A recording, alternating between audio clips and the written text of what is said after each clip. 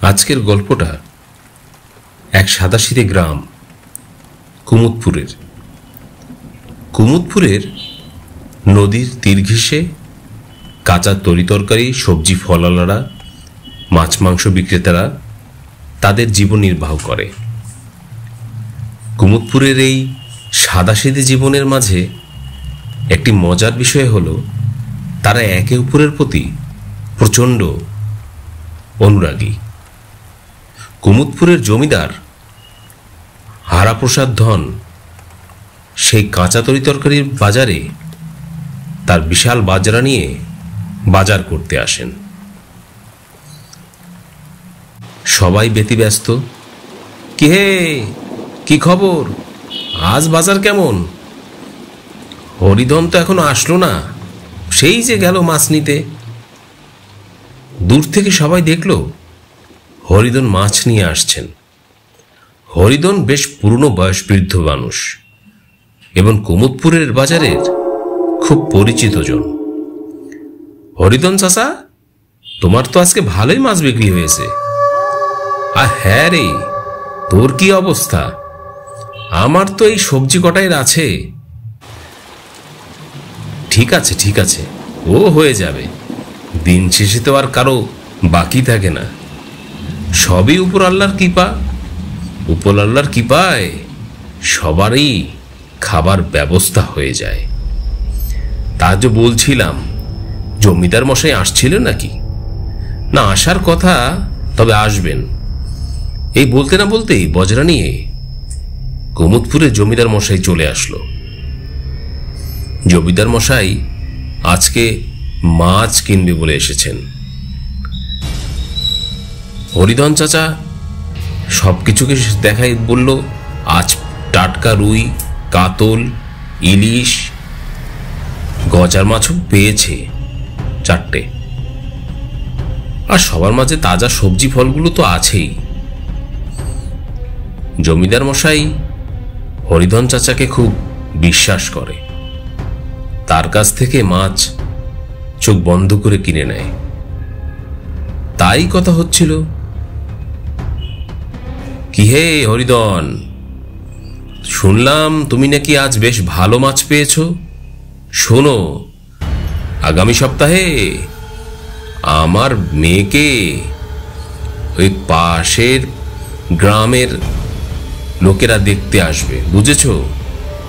তাই ভাবছি যদি বেশ টাটকা প্রায় কেজি 10 মাছ তুমি আমাকে কাল দিতে, তাহলে বেশ ভালো হতো। হে, তুমি কি দিতে পারবে? আরে জমিদার মশাই যে, এই হরিধন যতদিন আছে ততদিন আপনার কাছে মাছ যাবেই, আপনি দুশ্চিন্তা করবেন না। আরে তোমাকে নিয়ে তো আমি কোনোভাবেই দুশ্চিন্তা করি না, তুমি যা বলো তাই করো।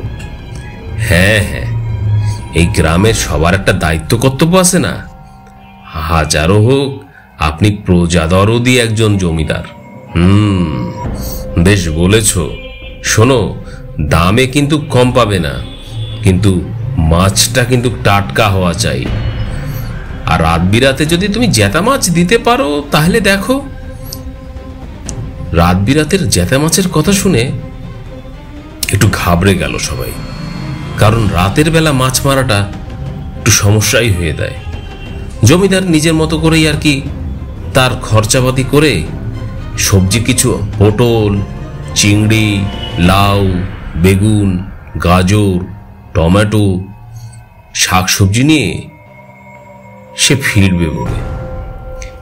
এর ফাঁকেই আরো চন্দন আর এই কুমুদই কথা বলতে শুরু করলো। আচ্ছা, জমিদার মশার কি একটা আক্কেল জ্ঞান নেই? এই রাত বিরাতে এই যে হরিধন চাচাকে মাছ ধরতে বলল, আর হরিধন চাচাও রাজি হয়ে গেল। আর কি বলছিস, তো বাদ দে তো। হাজারোক আমাদের গ্রামের জমিদার, প্রজাদরদি, বিপদে আপদে সে কত উপকারে আসে না। হে, তুমি তো সেটা ভাবলে না। রাতের বেলায় মাছ মারাটা অনেক অনেক বিপদের হয়ে যায়। আর এদিকে তো জানোই তো আকাশের অবস্থাটা ভালো না। দাম দর তো না হয় কম বেশি পাবে, জীবনের দিকে তো ভাবতে হবে। হরিধন চাচা কারো কথা না শুনে বিকালের দিকেই বেরিয়ে পড়ল। রাতের বেলা মাছ ধরে জমিদারের বাড়িতে গিয়ে দিয়ে আসবে। এদিকে আকাশও কালো করতে শুরু করেছে। এই পথের মধ্যে যা দুজনকে দেখা পেল, এই জিজ্ঞেস করলো, এ কি রে, কি খবর রে তোরের? মাছ কেমন পেলি বল? হ্যাঁ চাচা, মাছ আছে। হ্যাঁ। হরিধন চাচা তার বাকি সব চিন্তা ভাবনা শেষে সবকিছু ভেবে আবার নৌকোর দিকে চিন্তা করল। তোমার যদি মাছ লাগে চাচা, তুমি আমার কাছ থেকে নিতে পারো। কত কষ্ট করতে এই নদীর দিকে যাওয়ার দরকার নেই রাত্রিবেলা। না রে না, যেতে হবে। এই বলে সে বাজার থেকে নদীর মাঝ নদীতে রওনা দিল। হরিধন মাঝ নদীতে রওনা দিয়েছে। এদিকে আকাশও কালো করে এসেছে। বৃষ্টি। দূর আকাশে দূর থেকে কালো শিয়ালের হাঁক তো আসছেই, বৃষ্টিও কম পড়ছে না। মাছ ধরার চেষ্টা করছে খুব কষ্ট করে হরিধন, জালও ফেলেছে। জমিদার মশাইকে মাছগুলো দিয়ে না খুশি করতে পারলেই ট্যাগের টাকাটাও ভালো ঢুকবে। কিন্তু ওই একটাই কথা, টাকা দিতে চায় না। একটু যে বাড়ি বুড়িয়ে দিবে সেটাও তো করে না। যাই হোক, প্রজা দরদি জমিদার তাও তো যে করতাছে, পাশের রাজ্যের জমিদার তো তাও করে না। কিন্তু আস্তে আস্তে আকাশের অবস্থা খারাপ হয়ে এলো। বৃষ্টির মাত্রাটাও অনেক বেড়ে গেছে। কি করবে বুঝে উঠতে পারছে না হরিধন। ছাতাটাও নিয়ে আসেনি। হরিধন ভাবতে ভাবতে রাগে সে একটু অস্থির হয়ে গেল। কিন্তু আবার কিছুক্ষণের মধ্যেই সে ভাবতে লাগলো মাছের কথা।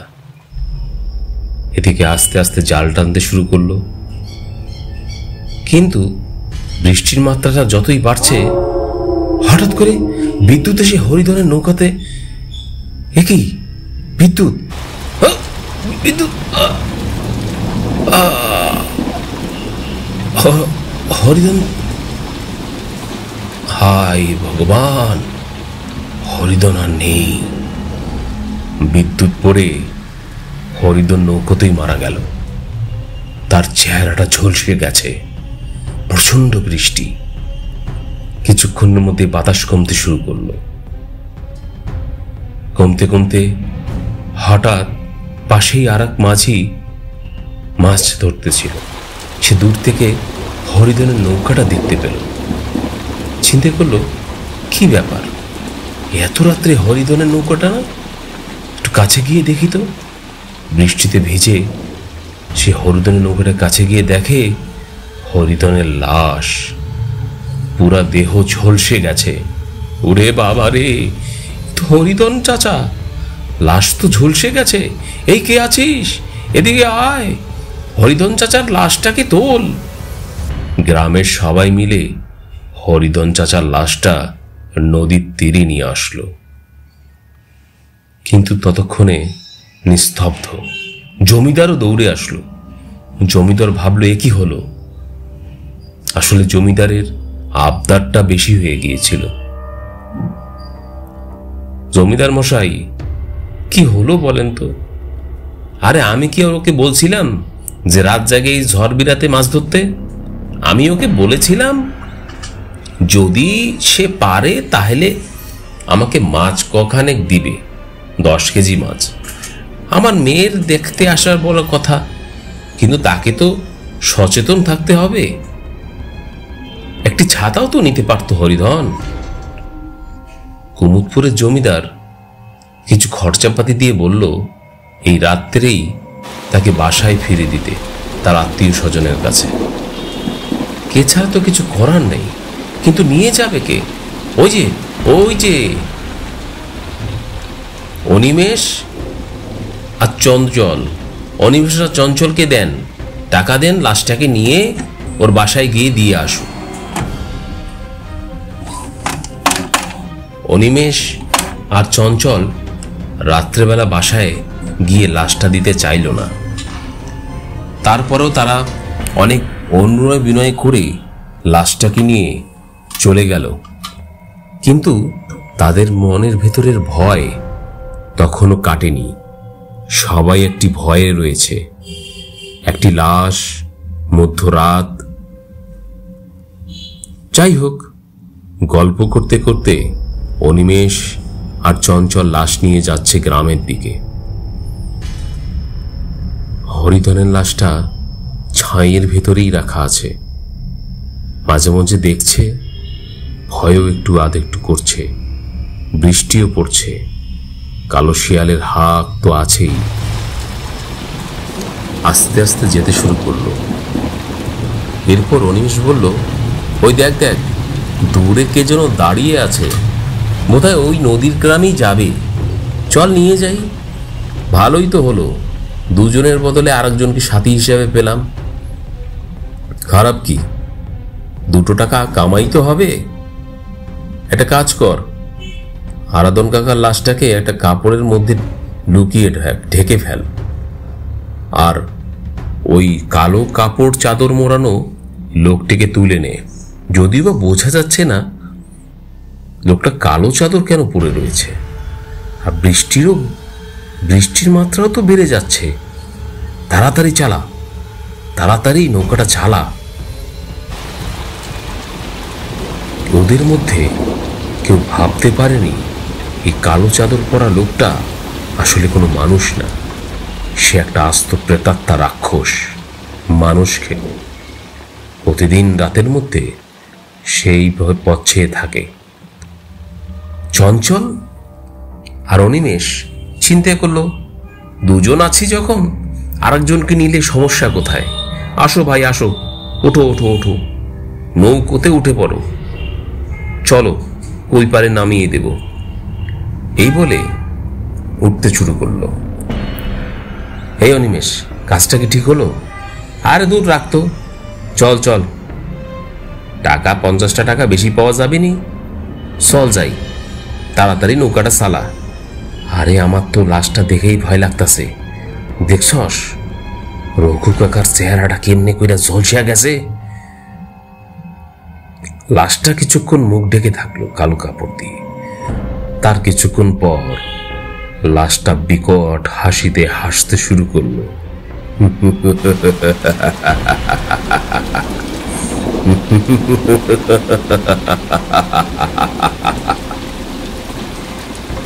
চঞ্চলের লোম খাড়া হয়ে গেছে। চঞ্চল বুঝে উঠতে পারছে না হাসিটা কোথা থেকে আসছে। সে কি ভুল করলো? বনের ভেতর থেকে? সে কি রে, লোকটা কোথায়? কালো চাদর মোড়ানো এখানে তো ছিল। হ্যাঁ, চল তো একটু ছাইয়ের ভেতরে গিয়ে দেখি। ছাইয়ের ভেতরে দেখবি ওখানে তো লাশ আছে। আর লাশ তো কিছুই বুঝে উঠতে পারছি না রে। অনিমেষ, ভুল তো বোধহয় করে ফেললাম। সব তোর দোষ চঞ্চল, কি যে হবে আল্লাহ জানে। বুঝে উঠতে পারছি না, আমাদের মনে হয় একটু টর্চ দিয়ে দেখা উচিত। দেখতো ভেতরে কি হচ্ছে। ভেতরে কে যেন খাচ্ছে, খাওয়া দাওয়ার কটর মটর শব্দ। কি যেন খাচ্ছে। টর্চ জ্বালাতেই দেখে সেই কালো চাদর মুড়ি দেওয়া লোকটা একটা প্রেতাত্মা রাক্ষস। সে লাশের থেকে গোস্ত, হাড়, হাড্ডি, চামড়ে কুমড়ে খাচ্ছে। ভয়ঙ্কর অবস্থা। অনিমেষ আর থাকতে পারল না। অনিমেষ চাচ্ছে এই মুহূর্তে পালানো দরকার। চল পালিয়ে যাই, চল লাফ দেই তাড়াতাড়ি, না হলে বাঁচা সম্ভব না। আমি সব খেয়ে ফেলবো, এক্ষুনি খেয়ে ফেলবো, তারপর তোদেরও খাবো। না আরো বড়ি সব খাবো। এই চঞ্চল, এই এক কাজ কর, লাফ দে, জান বাঁচা ফরজ। বাপরে বাপ, পরের দিন কালকে সকালে দেখা যাবে। আগে তিরি ফিরি তাড়াতাড়ি। আরে কি বলছিস? এই রঘু কাকার দেহটাকে এইভাবে ফেলে?